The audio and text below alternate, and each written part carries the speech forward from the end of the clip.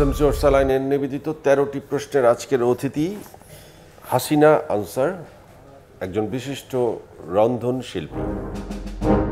আপনি একটি প্রতিষ্ঠানে রন্ধন শিল্পী হিসেবে একটি দায়িত্বে আছেন, সেই দায়িত্বটা কি, কোন প্রতিষ্ঠানে? আমার নিজের একটি পেজ আছে, আমার প্রতিষ্ঠান নাহার কুকিং ওয়ার্ল্ড। আমি সেখানে ট্রেনার হিসেবে আছি, আর আমি বাংলাদেশ কারিগরি শিক্ষা বোর্ডের কুকিংয়ের এসএসআর হিসেবে আছি। বাংলাদেশ কারিগরি শিক্ষা প্রতিষ্ঠানে। তো কারিগরি শিক্ষা প্রতিষ্ঠানে রান্না বিষয়কও একটি কোর্স তাহলে আছে। এটা একটা ভালো দিক যে রান্নাটাও একটি শিল্প এবং এই শিল্পের উপর নির্ভর করেও অনেক কর্মজীবী নারী এবং পুরুষ তৈরি হচ্ছে। এই প্রক্রিয়ার সাথে আমরা বহু আগে থেকেই পরিচিত। শেফের ক্ষেত্রে আমরা সবসময় দেখি যে পুরুষরাই সব বড় বড় জায়গায়, এত রন্ধনশিল্পী দেশে থাকতে বড় বড় জায়গার শেফরা সব পুরুষ কেন?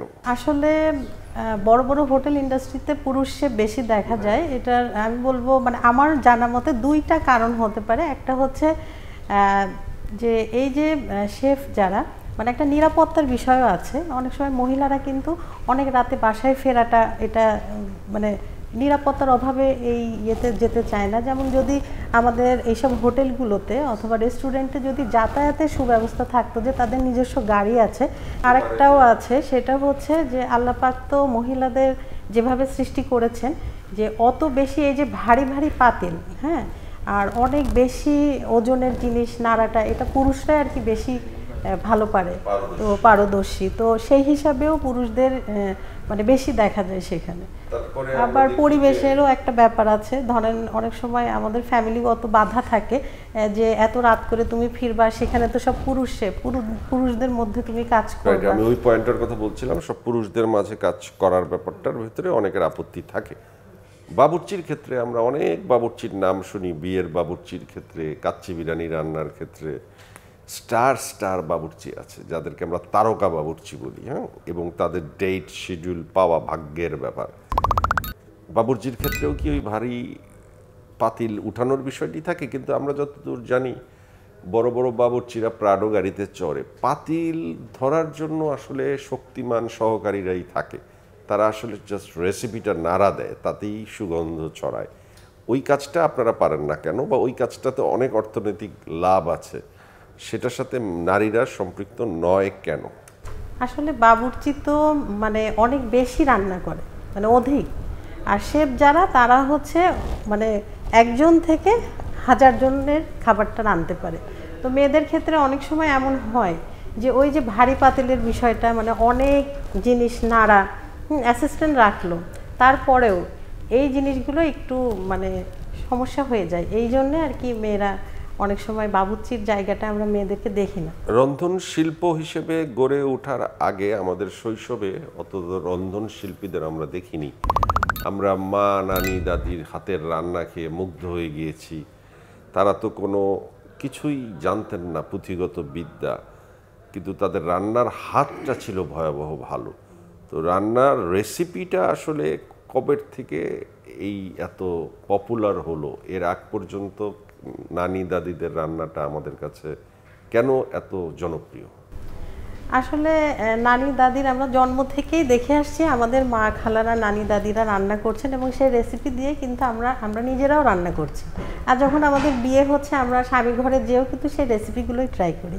কিন্তু আসলে মানুষ যখন হচ্ছে সরেয়া ক খ আমরা কিন্তু বাসায় বসেও শিখতে পারি, আমার আম্মার কাছে বা আমার আব্বার কাছে। কিন্তু আমরা একটা প্রাতিষ্ঠানিক শিক্ষার জন্য কিন্তু আমরা স্কুলে যাই। তো রান্নারও একটা গ্রামার আছে এবং যে বেসিক যে জিনিসটা, যেমন এখন অনেক সময় হয় কি যে কোর্সগুলো না করার কারণে অনেক রন্ধনশিল্পী কিন্তু মানে ফিউশন করে ফেলে। যেমন অথেন্টিক একটা খাবার, সেটার মধ্যে সে ফিউশন করে ফেলছে, তো তখন কিন্তু সেই বেসিকটা আর থাকে না। তো এই জ্ঞানগুলো নেয়ার জন্য আজকাল অনেকেই রান্নার কোর্সগুলো করছে। এবং বিদেশে যে চাকরির একটা বিষয়, মানে আগে মা খালা নানি দাদির যে খাবারটা ছিল খুবই সুস্বাদু ছিল, মায়ের হাতের স্বাদ, আর তখন মশলাগুলোও ছিল মানে পিওর। এখন তো ভেজালের যুগ। তারপরে যখন মা খালা নানি দাদি যে রেসিপিগুলো টেবিলে আসতো, সবাই খুব মজা করে খেতেন এবং খুব বাহবা দিতেন। কিন্তু সেই সময় না ছিল সার্টিফিকেট দেওয়ার নিয়ম, না ছিল স্কিল বাড়ার কোনো বিষয়। তো তো এখন এই যে রান্না যে একটা শিল্প এবং রান্নায় যে এতগুলো জবের ব্যবস্থা আছে যেমন দেশে এবং দেশের বাহিরে, তখন কিন্তু এই বিষয়টা ছিল না। কিন্তু আপনারা এই রেসিপি বা রন্ধন শিল্পী যখন পপুলার হতে শুরু করলেন, তখন অনেকেই খুব সুন্দর সুন্দর চটুলদার নাম ইউজ করা শুরু করলেন আইটেমের। এই আইটেমের নামগুলো নিয়ে আমাদের সমাজে অনেক হাসাহাসি হলো, ফেসবুকে ট্রল হলো। এই যে বিভিন্ন ধরনের নামের আবিষ্কার আপনারা করে গেলেন, করে যাচ্ছেন, এটা কি কেবলই মানুষকে আকর্ষণ করার জন্য? সবাই চায় যে ইউনিক কিছু করতে, মানে আপনি পাশের জন থেকে যেন আপনাকে আরও বেশি চিনেন। তো সেই জন্য অনেক সময় ওই এমন ইউনিক নাম দেয় যেন মানুষের ব্রেনেও এটা প্রথমেই ক্যাচ করে যে ও এই রেসিপি আছে, আমি দেখি তো এই ভেতরে কী আছে। আর গতানুগতিক যে নামগুলো থাকে অনেক সময় ও আচ্ছা এই রেসিপিটা আমি জানি। আপনার সম্পাদনায় একটি বই বেরিয়েছে, বাংলাদেশের ঐতিহ্যবাহী রান্না 100 রেসিপি। এটার 5ম খণ্ড বেরিয়েছে আপনার সম্পাদনায়। হ্যাঁ, এখানে একটি আইটেম জিনিস দিয়েছেন, তার নাম ফারজানা রহমান তানিয়া, তিনি প্রধান নির্বাহী আব্দুল্লাস ফিউশন। পেঁপের মগজ ভুনা। আমরা খাসির মগজ ভুনা, গরুর মগজ ভুনা খাই এবং খুব লোভনীয় সুস্বাদু খাবার। পেঁপের মগজ ভুনা, এটা আপনি সম্পাদন করেছেন, এটা সম্পর্কে একটু আইডিয়া দিবেন যে পেঁপের মগজ ভুনাটা কেমন হয়? জি, এটা আসলে হচ্ছে চিটাগাংয়ের রেসিপি। আপার হচ্ছে শ্বশুর বাড়ি ওইখানে, তো আপা এই রেসিপিটা দিয়েছেন। এটা অনেক সুস্বাদু হয়, মজাদার হয়। এটার মধ্যে কি পেঁপেটাকেই মগজ হিসাবে ব্যবহার করা হয় নাকি মগজের সাথে পেঁপে মিশ্রণ করা হয়? জি, এই পেঁপেটা ব্যবহার করা হয়েছে। মগজের সাথে পেঁপে ব্যবহার করা হয়েছে, কিন্তু মগজের টেস্ট পেঁপে মিশালে কি মগজ থাকে? এটা আসলে হয়েছে কি, ওই অনেক সময় অনেক অঞ্চলের এক একটা রেসিপি মা খালা দাদিরা করে এসছেন, সেইভাবে কিন্তু ওই অঞ্চলে সে রেসিপিগুলো আসে। জি, যেমন মোসাম্মত রাবেয়া বসরি, প্রধান নির্বাহী লিবিয়াস কিচেন, তিনি একটি রেসিপি দিয়েছেন চিংড়ি মাছের ঘেলু। এটা কি চিংড়ি মাছের ঘেলুটা? চিংড়ি মাছটা আসলে উনি ব্লেন্ড করে, চিংড়ি মাছের যে মাথা আছে না, ব্রেনটা মানে মাথাটা ব্লেন্ড করে তারপরে এই রান্নাটা করেছে, তারপর মশলার মধ্যে ভুনেছে। ওনাদের অঞ্চলে আর কি এই রেসিপিটা খুব জনপ্রিয়। সেটা কোন অঞ্চল? ওনার হচ্ছে এটা জামালপুরে আছে। জামালপুর। রেবেকা জেসমিন, প্রধান নির্বাহী জেসমিন হোমমেড ফুড, তিনি দিয়েছেন কাঁচামরিচের মুরগির শাক। কাঁচামরিচের মুরগির শাকটা কি হতে পারে আপা? উনি ওই যে কাঁচামরিচ দিয়েছেন এবং শাক দিয়েছেন রান্নার মধ্যে, এটাই আর কি, মানে ওই যে এক একটা অঞ্চল ভেদে আর কি রান্নাগুলো আসে। ওনার নানি দাদি খালারা এভাবে রেসিপিগুলো তৈরি করেছেন। একজন দিয়েছেন কামাল আফসা লিজা, প্রধান নির্বাহী লিজার রান্নাঘর, চাপালি মাছ দিয়ে বেগুন রান্না। চাপলি মাছটা কি আপা? এটা তো আমি কখনো নাম শুনিনি। হ্যাঁ, এটা একটা ছোট ছোট মাছ, এটা আমাদের কুষ্টিয়াতে আর কি এই রান্নাটা হয়। এই চাপলি মাছটা কোথায় পাওয়া যায়? কুষ্টিয়াতেই খালি পাওয়া যায়? না, সব জায়গায় পাওয়া যায়। এটার কি অন্য কোনো নাম আছে? আমরা যেমন কাজলি মাছ চিনি, কিংবা না, এটা কাজলি না, এটাকে চাপালি মাছই বলে। চাপালি মাছই বলে। চাপলি এটাও বলে অনেক। বেগুন রান্না, এটাও নিশ্চয়ই আঞ্চলিক রান্না, সুস্বাদু হবে না? হ্যাঁ, অবশ্যই। ওকে, আপনি যে কাজটি করছেন এতে আপনি কত মানুষের কর্মসংস্থান করে দিয়েছেন? আসলে এই বইয়ের মাধ্যমে, যদি বইয়ের বিষয়টা বলি, আর আমার যে অনলাইন অফলাইন কোর্সগুলো আছে সেগুলো যখন মেয়েরা শিখছে, তারা ওগুলো শিখে কিন্তু তারাও শেখাচ্ছে। আবার এই যে বইয়ের বিষয়টা আমি বলি, এখানে যারা রেসিপি দিয়েছে তাদের নাম এবং তাদের ছবি এবং তাদের পেজের নামও কিন্তু আছে।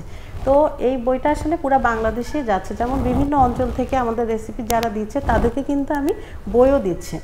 তো বিভিন্ন হাতে এই বইগুলো যাচ্ছে, একে অপরকে চিনতে পারছে, তারা প্রমোটও হচ্ছে। এই জন্য অনেক সময় এরা বিভিন্ন অনুষ্ঠানেও যখন যায়, তারা কিন্তু একে অপরের মধ্যেও বিজনেসটা করে। যেমন অনেক সময় এখানে যারা রান্না করছে তারা কিন্তু নারী উদ্যোক্তা, তারা শুধু রান্না নিয়েই নয়, তারা বুটিক, অন্যান্য বিষয়ও আছে, হস্তশিল্প।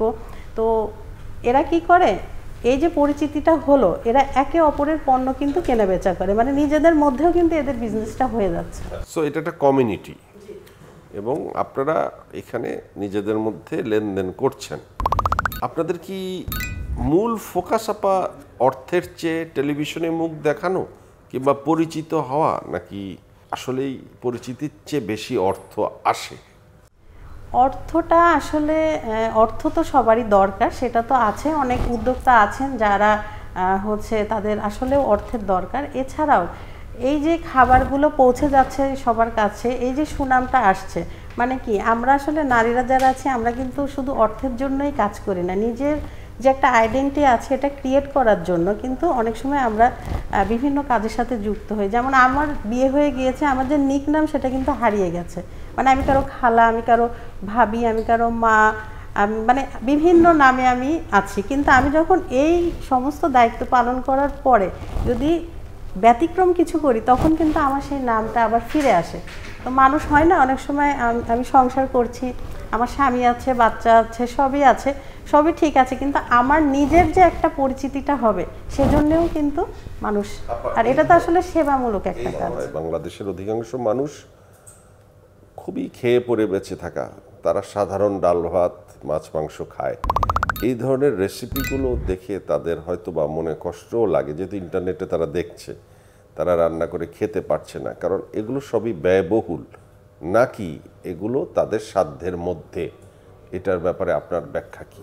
আসলে আমাদের যে আঞ্চলিক খাবারগুলো আছে, আমি একটু আগেও বলেছি, এগুলোর উপকরণ কিনতে কিন্তু আমাদের সুপার শপে যেতে হচ্ছে না। হ্যাঁ, কারণ আমাদের আঞ্চলিক যে খাবার সেগুলোর উপকরণ কিন্তু আমাদের ঘরের কাজ, মানে হাতের নাগালেই থাকে। হ্যাঁ, আর এইগুলো আমরা চাইলে কিন্তু প্রতিদিন আঞ্চলিক যে খাবারগুলো প্রতিদিনই খেতে পারছি। যেমন পিৎজা, বার্গার, এটা কিন্তু আপনি ডেইলি খেতে পারবেন না। হ্যাঁ, এটা ব্যয়বহুল এবং স্বাস্থ্যের জন্যও খারাপ। কিন্তু আমাদের যে আঞ্চলিক খাবার এটা কিন্তু পুষ্টিগুণও অনেক, হ্যাঁ, একদম ফ্রেশ। তো এগুলো আসলে আমাদের প্রত্যেক দিন খাদ্য তালিকায় কিন্তু আমরা এই রেসিপিগুলো রাখতে পারছি। Thank you very much. আপনি একজন রন্ধনশিল্পী হাসিনা আনসার, আপনি চ্যানেল আইয়ের দর্শকের উদ্দেশ্যে আপনার কিছু মূল্যবান বক্তব্য দিন, ক্যামেরার দিকে তাকিয়ে। দর্শকের উদ্দেশ্যে আমি এটাই বলবো যে হচ্ছে আমার যে বই বাংলাদেশের ঐতিহ্যবাহী রান্না 100 রেসিপি, এটা 5ম খণ্ড বের হয়েছে। তো আসলে আমরা যারা এখানে রেসিপি দিয়ে বইটা করেছি, আমাদের মূল উদ্দেশ্য হচ্ছে আমাদের যে অথেন্টিক রেসিপিগুলো হারিয়ে যাচ্ছে বিলুপ্তির পথে, সেগুলোই কিন্তু আমরা একত্র করে বই আকারে রাখছি, যেন নতুন প্রজন্ম আমাদের রেসিপি সম্বন্ধে জানতে পারে, বুঝতে পারে এবং আমাদের আঞ্চলিক রেসিপির স্বাদও যেন নিতে পারে।